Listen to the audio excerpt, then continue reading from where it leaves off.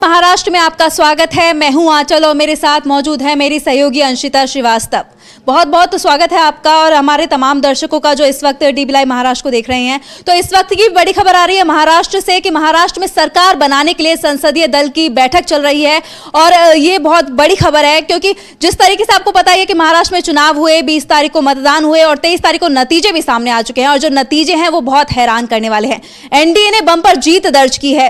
बात की जाए एनडीए की तो एनडीए ने 233 सीटों पर जीत दर्ज की है और वहीं एमवीए की बात की जाए तो एमवीए सिर्फ 49 सीटों पर सिमट कर रह गया। ये बहुत बड़ी खबर है और इस बीच जो है सवाल ये उठ रहा है कि आखिरकार सीएम कौन होगा। सीएम फेस को लेकर लगातार सवाल उठा रहे हैं क्योंकि जो महायुति है उसमें सीएम फेस को लेकर खींचतान जारी है, घमासान मचा हुआ है क्योंकि तीनों ही जो पार्टियां हैं महायुति में शामिल बीजेपी, शिंदे गुट की शिवसेना, अजीत पवार की एनसीपी, तीनों ही दल अपने अपने दावे पेश कर रही हैं। तीनों ही दल अपने सीएम पेश करना चाहती हैं। अजीत पवार का दावा है कि वो सीएम बनना चाहते हैं। उनकी बीवी जो है वो बयान दे चुकी हैं कि मेरे पति ही सीएम बनेंगे। तो वहीं शिंदे की बात की जाए तो शिंदे के जो बेटे हैं उन्होंने कहा है कि पापा शिंदे ही सीएम बनेंगे। वहीं फडणवीस की बात की जाए तो उनकी मां ने एक बयान दिया था और उन्होंने कहा था कि मेरा बेटा फडणवीस ही सीएम बनेगा, जिसको लेकर साफ साफ खींचतान दिखाई दे रही है और कहीं ना कहीं जो महायुति है एक फैसले पर पहुंचती नजर नहीं आ रही है। लेकिन कहा यह जा रहा है कि बहुत जल्द ही सीएम फेस को लेकर फैसला ले लिया जाएगा। तो आप क्या कहेंगे इस पर, क्या कुछ जानकारी है अंशिता आपके पास?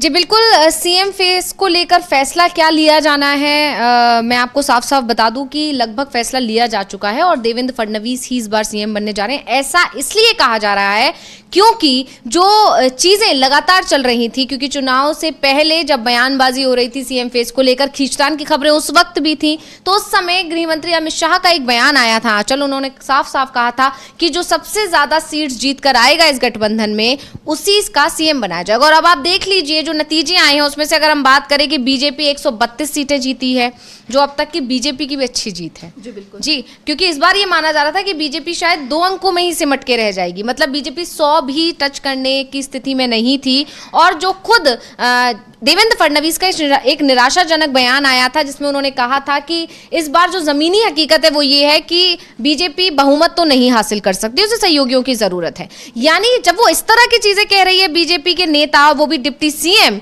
ये बात कह रहे हैं कि बहुमत तक हासिल बीजेपी अपने दम पे नहीं कर सकती, तो इसका ये मान लीजिए कि स्थिति बहुत ही ज्यादा खराब थी जमीन पर।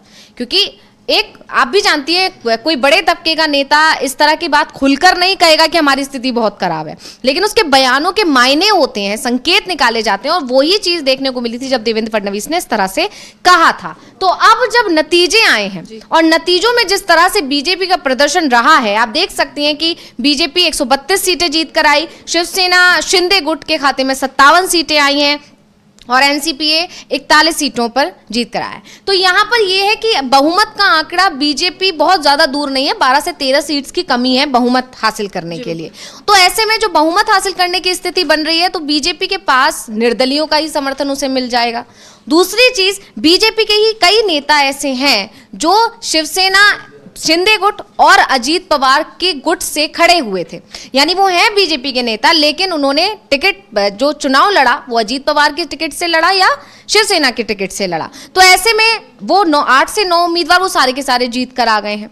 तो अगर कोई स्थिति ऐसी बनती है, शिंदे किसी तरह से दबाव बनाने की कोशिश करते हैं कि नहीं सीएम हमें ही बनना है, या अजीत पवार बनाने की कोशिश करते हैं दबाव की नहीं सीएम हमको ही बनना है, तो ऐसी स्थिति में बीजेपी बहुत आसानी से पल्ला झाड़ लेगी क्योंकि उसके पास उतना आंकड़ा है कि वो बहुमत साबित कर सकते हैं। यानी अब उसने सहयोगियों को इतना कमजोर कर दिया है कि सहयोगी अब उस पर हावी नहीं हो सकते, ये स्थितियां साफ हैं। और दूसरी तरफ अजीत पवार को लेकर ये अंदरूनी जानकारियां अंदरूनी हवाले से आ रही हैं, सूत्रों के हवाले से ये जानकारियां आ रही हैं कि अजीत पवार के पास गृह मंत्री अमित शाह का कॉल पहुंचा है और उस कॉल में उन्होंने उन्हें समझाया है और कहीं ना कहीं देवेंद्र फडणवीस के सीएम बनने को लेकर मनाया है कि इन्हें बन जाने दीजिए। तो ये सारी चीज़ें यहाँ पर हैं और अजीत पवार उसके लिए राजी हो गए क्योंकि अजीत पवार को ऐसा लगता है कि शिंदे के साथ उनकी विचारधारा बिल्कुल मैच नहीं खाती। एक बार को देवेंद्र फडणवीस के साथ उनकी विचारधारा फिर भी मिल जाए, फिर भी सामंजस्य की स्थिति बैठ जाती है, लेकिन शिंदे और एनसीपी का आप जानती हैं कि ये चुनावों के दौरान भी बयानबाजी देखने को मिलती जी है। बयानबाजी देखने को मिली थी कि शिवसेना शिंदे गुट के नेताओं ने तो यहाँ तक बयान दे दिया था उल्टी आ जाती है। बिल्कुल, साथ में बैठने में उल्टी आती है, इसलिए हम साथ नहीं बैठ सकते ठीक मीटिंग है, में। तो ये स्थितियां थी कि एनसीपी और शिंदे गुट के बीच तो बहुत ही ज्यादा बुरा हिसाब किताब था, और ये चीज देखने को मिली कि कई सीट्स ऐसी रही जहां शिवसेना शिंदे गुट ने अपने उम्मीदवार उतारे, एनसीपी अजीत पवार के गुट ने अपने उम्मीदवार उतारे, और उसी सीट पर शिंदे गुट ने भी उम्मीदवार उतारे, चाहे वो जीशान सिद्दीकी की सीट रही हो, नवाब मलिक की सीट रही हो, और भी कई सीटें ऐसी थी। तो ये स्थितियां ये बताती हैं कि अजीत और शिंदे गुट के बीच खींचतान है। तो जाहिर है यहाँ पर बीजेपी के साथ स्थितियां ठीक रहेंगी और देवेंद्र फडणवीस को ही सीएम बनाया जाएगा। अभी का जो हाल है वो यही बता रहा है। जी बिल्कुल, जिस तरीके से एनडीए ने बहुमत हासिल किया और मतलब जो आंकड़े रहे वो बहुमत से ज्यादा रहे, और उसके बाद जो नतीजों के बाद उद्धव ठाकरे जो हैं शिवसेना यूबीटी के प्रमुख, उनका एक बयान आया। उन्होंने कहा कि अब जो है शिंदे को फडणवीस के अंडर काम करना पड़ेगा, जिस पर शिंदे ने पलटवार करते हुए कहा कि जरूरी नहीं है कि जिस दल के ज्यादा सीटें आई हो उसका ही सीएम बने, क्योंकि पहले इस तरीके की कोई बातचीत नहीं हुई थी। उस पर आप क्या कहेंगी? हाँ बिल्कुल, अब इस यहाँ पर ये बड़ी बात है कि खुद अमित शाह ने ये बयान दिया था, और सिर्फ अमित शाह ने ये बयान नहीं दिया था, इसके बाद ये बयान लगातार बीजेपी के नेताओं की तरफ से दोहराया भी गया था। और अब शिंदे गुट ने जिस तरह से या शिंदे की तरफ से ये कहा जा रहा है कि नहीं ऐसी कोई बात नहीं हुई थी, तो इसका साफ इशारा यही है कि अब शिंदे चाहते हैं कि उन्हें सीएम बनाया जाए, क्योंकि शिंदे इसको लेकर जो बताने की कोशिश कर रहे हैं या जो कहने की कोशिश कर रहे हैं वो ये मैसेज पहुंचाने की कोशिश कर रहे हैं आला कमान को कि हमारे वजह से, क्योंकि आपने मेरे चेहरे पर चुनाव लड़ा इसलिए ये आप जीते हैं, या मैं सरकार में था इसलिए जीते हैं, जो मेरी योजनाएं थी उसकी वजह से आप जीते हैं।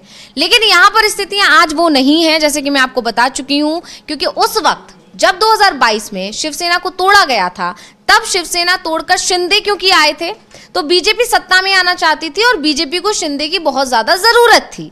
यही वजह थी कि शिंदे को लेकर मजबूर थी बीजेपी, और इसीलिए बिल्कुल आखिरी वक्त पर यह डील हुई कि शिंदे को सीएम बनाया जाए। आपको याद होगा वो तस्वीर और एक वीडियो बहुत से तेजी से वायरल भी हुआ था, देखने को मिला था, जिसमें देखा गया था कि जब शिंदे के नाम का ऐलान हुआ, क्योंकि हर कोई ये मानकर चल रहा था जब सरकार का ऐलान हो रहा था वहां पर कि अब एनडीए की सरकार है वहां पर, तो जब सीएम फेस को लेकर ऐलान होने वाला था उस वक्त ये हर कोई मानकर चल रहा था कि देवेंद्र फडणवीस के नाम का ऐलान होगा।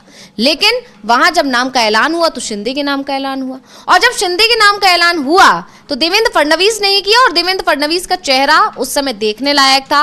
वो तुरंत नाम का ऐलान करके वहां से चले गए थे, और उसके बाद अमित शाह से लेकर जेपी नड्डा तक को उन्हें मनाना पड़ा था, लगातार कॉल्स किए थे। तो ये स्थितियां यहाँ पर बताती हैं कि उस समय शिंदे मजबूरी थे, क्योंकि बीजेपी सत्ता में आना चाहती थी, और बीजेपी सत्ता में क्यों आई उसके बारे में कांग्रेस से लेकर तमाम लोगों ने बताया ही है कि सरकार गिराने के पीछे अडानी का हाथ था, अडानी की सरकार है, बहुत सारे तमाम आरोप लगे हैं। और दूसरी तरफ सत्ता में आने के बाद जिसके सहारे बीजेपी सत्ता में आई, आज वो ही कमजोर हो चुके हैं। जैसे शिंदे गुट की अगर हम बात करें, वो आज मजबूर है। उस समय बीजेपी मजबूर थी इसलिए उनको सीएम बनाना पड़ा था। आज शिंदे मजबूर हैं कि अगर वो अपनी राजनीति को चलाना चाहते हैं या सत्ता में रहना चाहते हैं तो उनके पास सिर्फ एक ही ऑप्शन है कि वो बीजेपी के सामने हथियार डाल दें आंचल। जी बिल्कुल, जिस तरीके से आप देख सकते हैं कि महायुति में अभी तो सिर्फ बहुमत का आंकड़ा ही पार हुआ है, और इस वक्त जो है सीएम फेस को लेकर लगातार चर्चा जारी है, घमासान मचा हुआ है, क्योंकि तीनों ही दल अपने अपने सीएम फेस को लेकर दावे कर रहे हैं।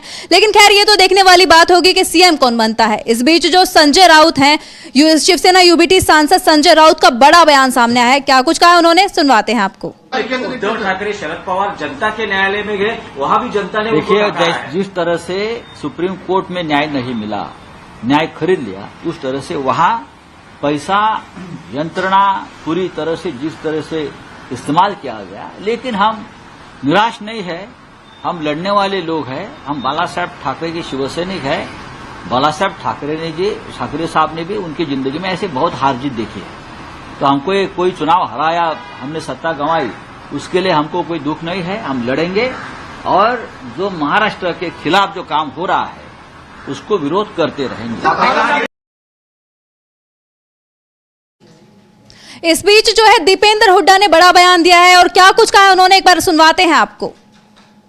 महाराष्ट्र और झारखंड के जिस तरह चुनाव रिजल्ट आए, इसमें महाराष्ट्र में एनडीए की जीत हुई, वो कह रही है जो कांग्रेस को जो है भारत मुक्त कर देंगे। देखिए, पहली बात तो जो नतीजा है महाराष्ट्र के अंदर वो अचंभित करने वाले नतीजे आए हैं और ख़ास तौर पे कई ऐसी बातें आई महाराष्ट्र के नतीजों में जो आप जिनको स्वाभाविक रूप से बहुत से ऐसे प्रश्न हैं। सही बात है कि जो एनडीए गठबंधन है, हम भी एनडीए गठबंधन और कांग्रेस पार्टी का जो है मंथन किया जाएगा कि नतीजे क्यों रहे, लेकिन जो प्रक्रिया है चुनाव की प्रक्रिया की निष्पक्षता पे दोबारा से प्रश्न चिन्ह उठाए जा रहे हैं। क्योंकि देखिए आप गुजरात से भी ज्यादा गुजरात में जो भारतीय जनता पार्टी का प्रदर्शन रहा इस पिछले चुनाव में, जहां लगभग 80% सीट जीती थी, भारतीय जनता पार्टी कंटेस्ट करने वाली 90% सीटें जीती महाराष्ट्र में। बहुत बड़ा ये आंकड़ा, जबकि महाराष्ट्र में जो है कम से कम एक मुकाबले की बात तो सभी का आकलन था। तो ये कई ऐसी बातें हैं जिनको लेकर बहरहाल जो मैंने हरियाणा में कहा था वही मैंने आज मैं महाराष्ट्र के लिए भी कह रहा हूँ। नई सरकार बनी है, शुभकामनाएं हैं। नई सरकार लोग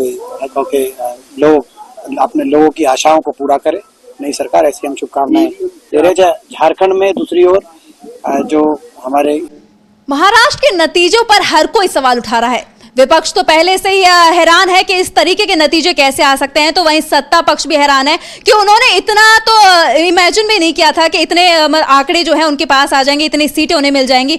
लेकिन जो सवाल है वो अभी भी बरकरार है। चुनाव आयोग जो है वो भी सवालों के घेरे में है। तो इस बीच जो है हम अपनी सहयोगी से जानेंगे कि वो क्या कुछ कहना चाहेंगे इस पर।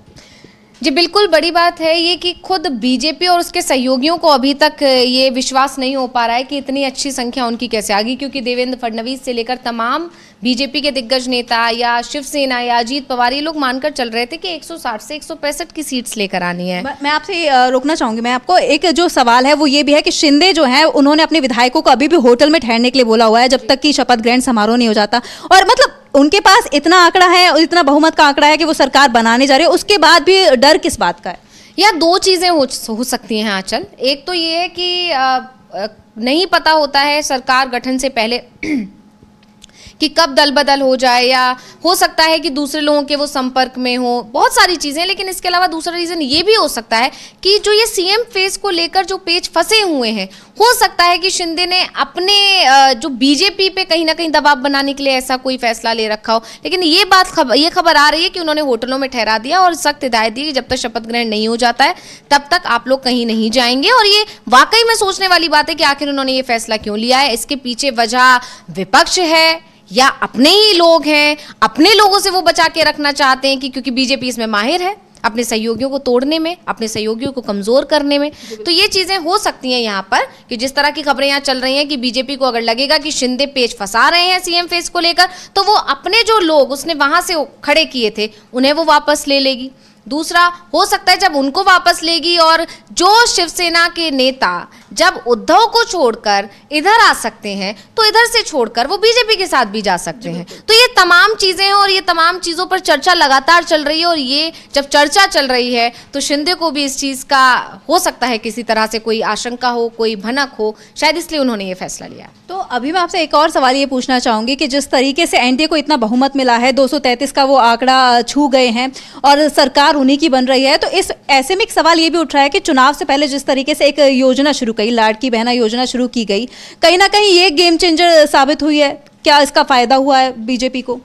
नहीं, ऐसा तो नहीं कहा जा सकता कि ये गेम चेंजर साबित हुई है। ठीक है, इसके सहारे से चुनावी मैदान में उतरी है बीजेपी और कई जगह पर देखा गया है कि ठीक है थोड़ा सा महिलाओं में उत्साह भी है, लेकिन ऐसी कोई चीज़ नहीं है कि इसी की वजह से, मतलब ये तो नहीं हो सकता ना कि इतनी सारी महिलाएं निकल कर आ गई कि जहां सीट्स का अनुमान ये था कि 160 165 भी मुश्किल से, बहुमत भी मुश्किल से। बीजेपी का ये कहना था कि हम बहुमत नहीं हासिल कर सकते हैं अपने बलबूते, लेकिन जब आंकड़े आते हैं तो बीजेपी आज बहुमत से मात्र 13-14 करीब 12 से 13 सीट्स की कमी है बीजेपी के पास। जो बीजेपी ये कह रही थी कि उसके पास बहुमत की स्थितियां नहीं बन रही हैं, जमीन पर ऐसी स्थिति है कि वो अकेले बहुमत हासिल नहीं कर सकती, आज वो एक तो 132 सीटें जीतकर बैठी है और बहुमत के लिए उसको सिर्फ ये करना है कि जो नेता उसने दूसरे दलों से खड़े किए हैं उन्हें बस वापस बुलाना है और बहुमत है, बीजेपी के पास बहुमत है इस तरह से अगर आप देखें तो यहाँ पर ये पता चल रहा है कि इतनी महिलाएं तो लाड़की बहन योजना से निकल कर नहीं आ गई होंगी ना, कि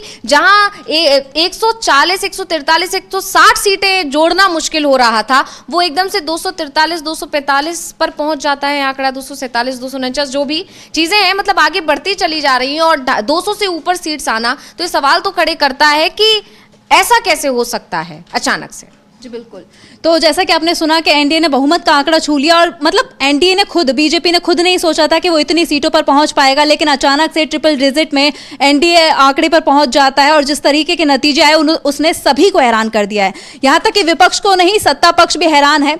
लेकिन सवाल ऐसे में यही उठता है कि आखिरकार सीएम कौन होगा, महाराष्ट्र की सत्ता पर काबिज कौन होगा, महाराष्ट्र की डोर कौन संभालेगा? क्योंकि जिस तरीके से महायुति के तीनों दल अपने अपने दावे पेश कर रहे हैं, तीनों ही सीएम बनना चाहते हैं, तीनों ही दल के नेता, तो ऐसे में सवाल यही बरकरार है